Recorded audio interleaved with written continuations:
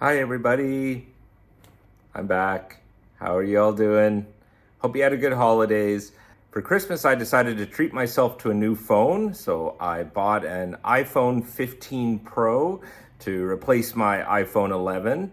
Still trying to figure things out or whatever. So this video is being shot on my new phone. I don't expect there'll be a lot of difference from the previous videos because I use the front-facing camera, and I think by and large it's the same on the two things. I have trouble doing these videos if I use the proper camera because then I can't see, what I'm doing and what I'm looking at. So I always use a front-facing camera, but hopefully you see a bit of a difference in the quality. At least I hope so. I just wanted to talk about a trip that I did just before Christmas. I went to India for a wedding. I went to the southwestern state of Kerala, to the main city, Kozhikode, I think it's called, something like that. It used to be known as Calicut. And it was really nice that I was able to go. If you recall, there was an issue between India and Canada starting around September. A Sikh gentleman in Vancouver had been shot and killed, and the Canadian government had made accusations that the Indian government was behind the killing, which then, of course, caused a big diplomatic spat. And India had suspended all visas for Canadians.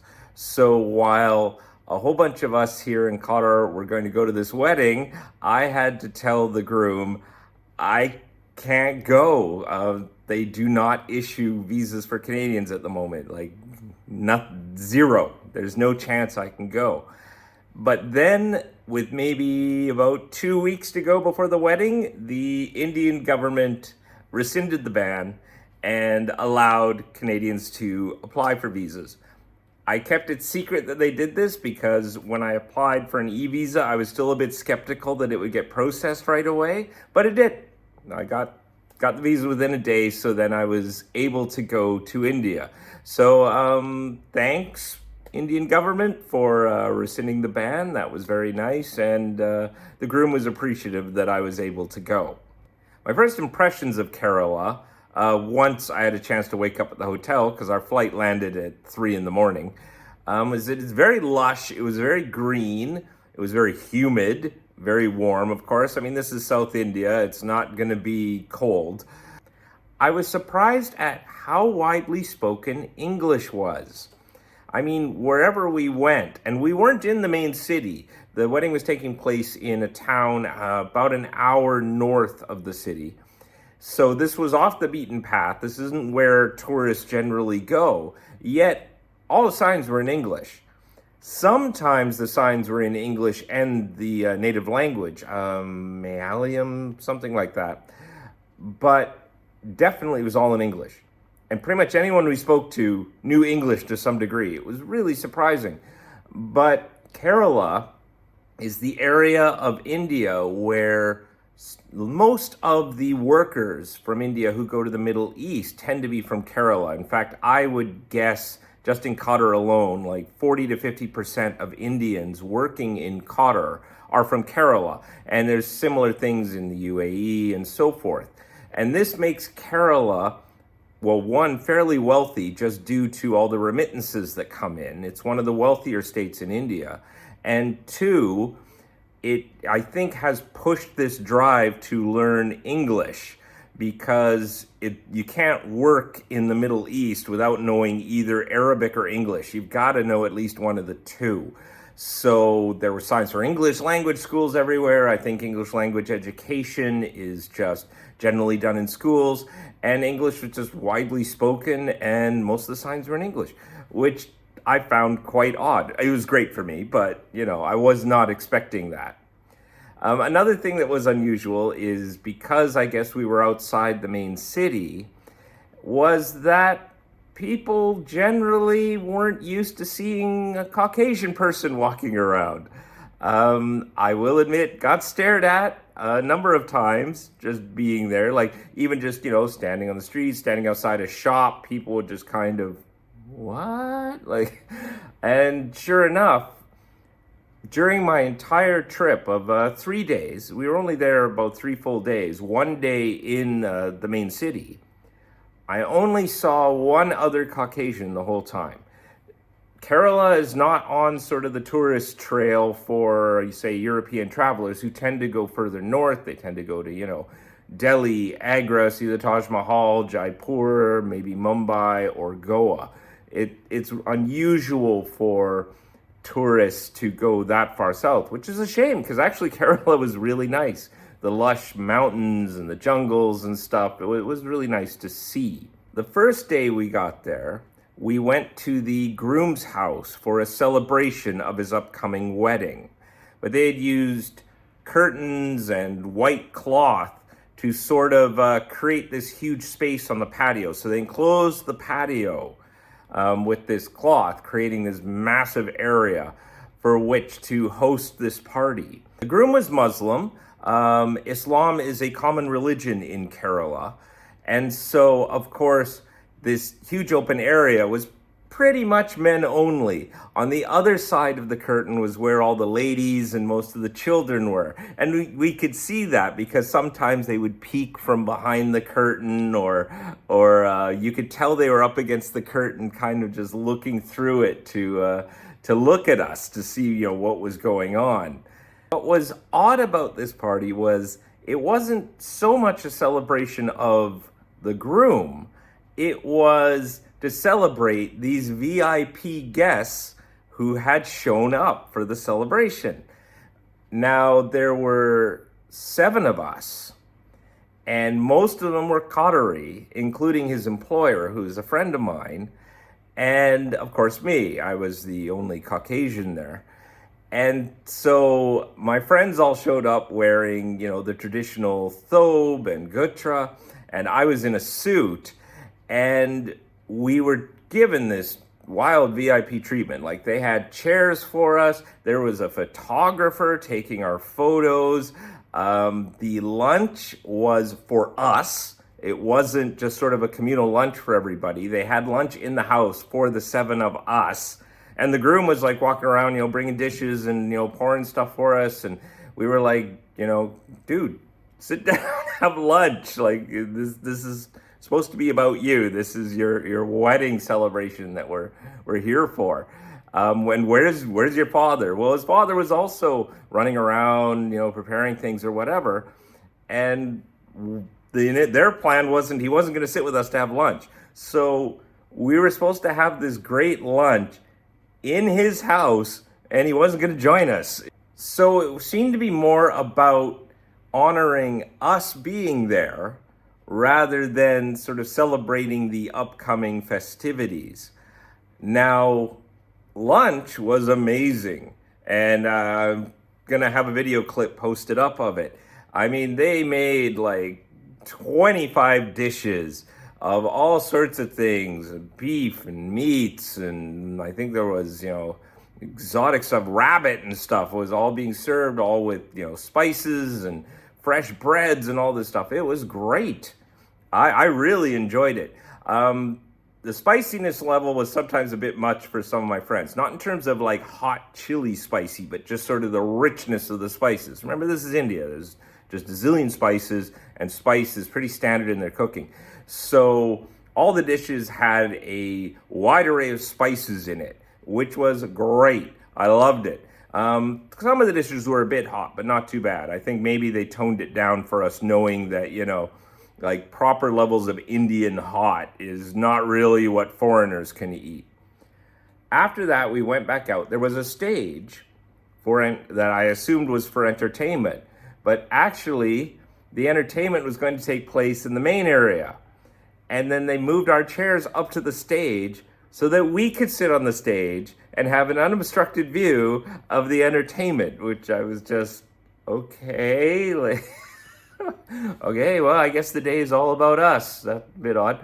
The entertainment consisted, first of all, of a local dance troupe performing Keralese dance called Kokali. I had never heard of this dance before, but it is specific to the Northern Kerala. And you can find videos of it online if you want to see some of them. I'm going to be posting some of it. And it's a group of men who hold two metal rods that have a little piece of metal that slides up and down.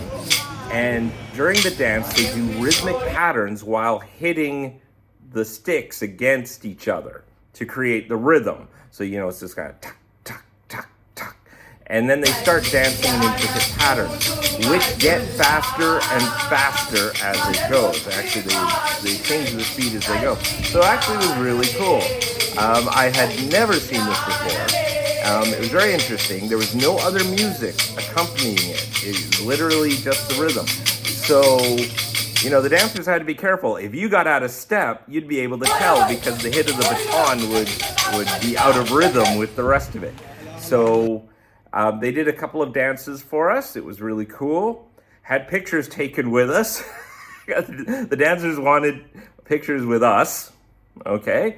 And then next they had some young men who surprisingly were wearing Arabic thobes and gutras, wrapped more in what I would call an Emirati style, doing a performance with a set of drums while chanting.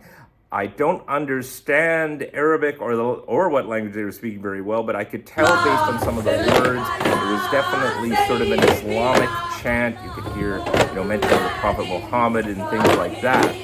The guys later told me that the ritual they were pretty sure was Sufi Islam. It was not from what we would call Sunni Islam. It's from a branch of Islam called Sufi, which is a more meditative type of Islam.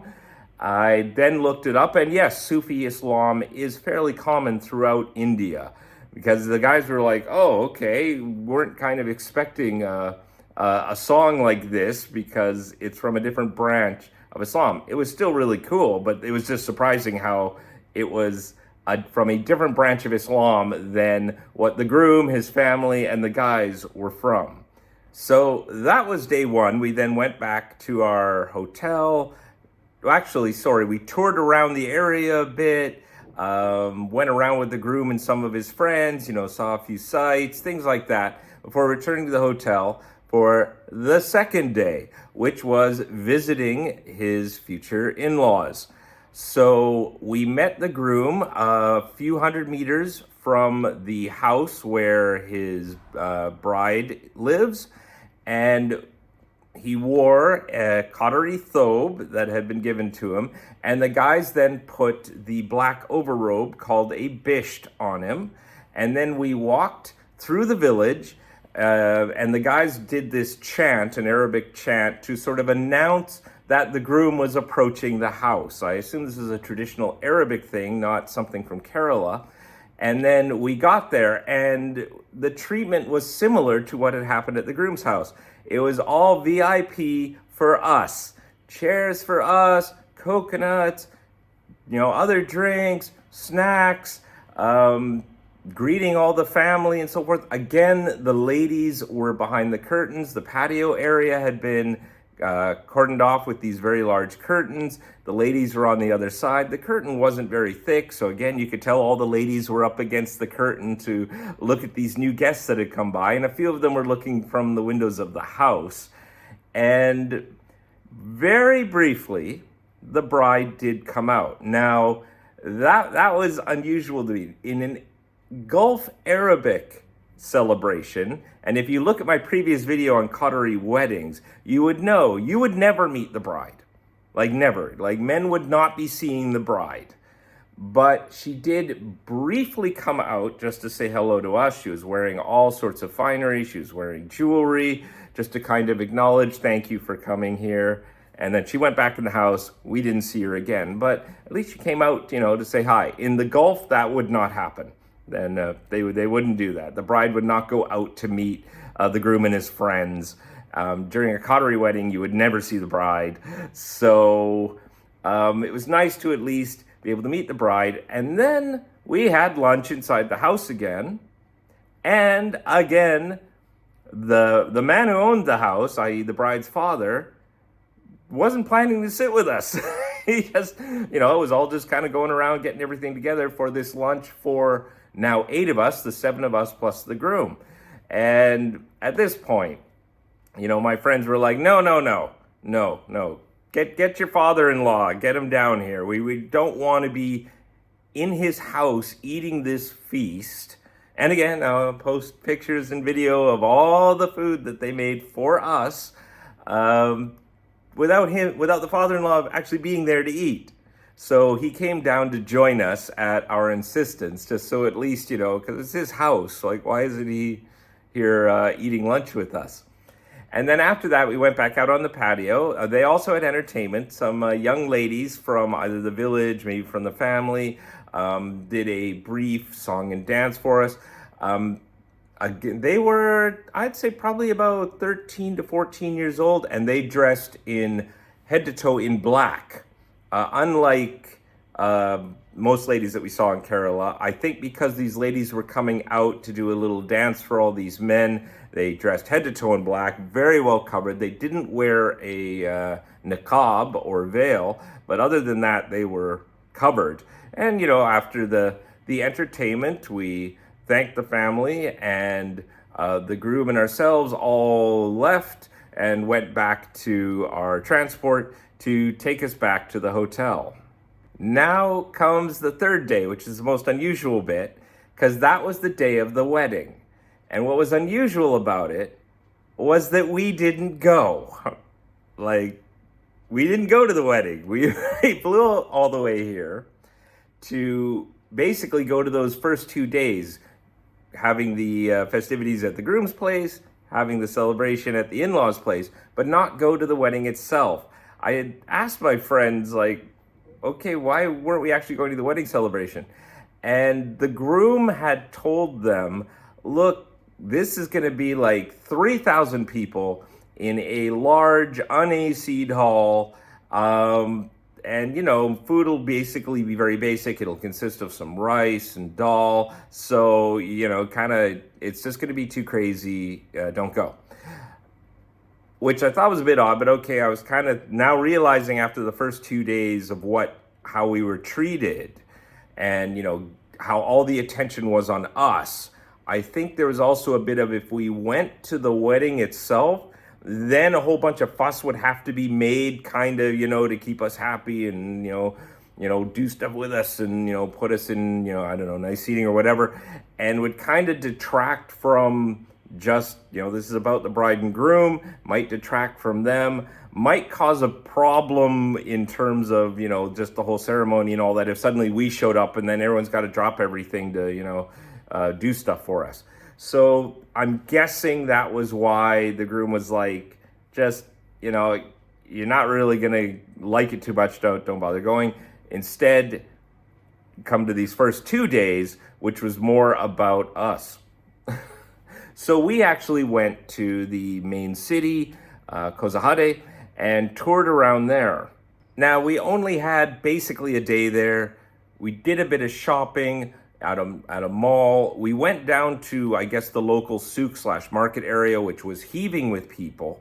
Unlike videos I see of North India, things were a lot cleaner, a lot more organized, not as crowded, except when we got to that market. That marketplace is very crowded. But outside that, it was pretty mellow. We didn't get accosted really by any beggars. And one thing, no one got sick from food. None of us. I was being very careful, but some of the other guys, they're having ice and drinks. Oh, hey, let's have chapatis from this, restaurant on the side of the road. Let's do all this stuff. And I'm just like, you guys are crazy. You're nuts. You're going to get sick. But no one did. No one. So there we go. I guess, things are just a bit more hygienic down there. Yeah, who knew? One other thing that did happen was during the evening that we were there, we happened to be on the street, driving along, and then suddenly there's a big traffic jam. We weren't sure what was going on, but there was a parade on the other side of the road, and it was a religious festival to the Hindu elephant god, Ganesh. I think that's how it's pronounced. Sorry if I mispronounced his name. And so we all got out of the van that we were in told the driver, yeah, we'll catch up to you so that we could take pictures of this parade. And this parade, colors, there was, all these, guys walking around with banners and things, and elephants. They actually had elephants. So we're just like staring at these elephants with these guys on them, and I don't know, religious people walking around with stuff, and they had torches and things maybe to keep the elephants from charging. And that was just really cool. That was just literally on the other side of the road. So we were just like, stop the car, quick, let's go take a look at this. And of course, everyone on the street had stopped to look at the parade. Everyone walking on the road had stopped to look at the parade. So we did that for a while, then went down to the beach. The city is on the shore. It was nighttime, so we didn't go swimming. We just walked along the Corniche, which was reasonably crowded with people. It seemed to be a common thing to do. Look out at the shore, go to a nearby restaurant, again, have some great food. Food was actually, wherever we went, tended to be pretty good. And again, no one got sick. So, all in all, we had a great time. Getting out was a bit odd. Airport security tends to be really strict. I had to show my passport, I think, 4 times going through the various levels of security and check-in. And at passport control, they were asking me all sorts of questions. Why was I there? Oh, you went to a wedding. Whose wedding was it? Where was it? They wanted to see photos. Show me photos. I mean, this is leaving. I'm not I'm not entering the country. I'm leaving. Like, I'm trying to go now. Like, okay, so I'm literally having to show them pictures, and they're asking what hotels we were staying at. It was a bit odd for control leaving, but once we got through it all, everything was fine. Got home fine. No one was sick. Had a wonderful time. It was really neat to have been able to go to a part of India that most people don't go to, and just, I guess, really have an authentic cultural experience. I was shocked at how well we were treated by the people, given that we were there for someone else's wedding. But I mean, they pulled out all the stops to honor us for having made the trip over. So I'm very grateful for that. That's it. It's all I wanted to say about my trip to India. Maybe next time I come back to Canada, I'll show you all more pictures of it. It was a really interesting time. And I will talk to you all later.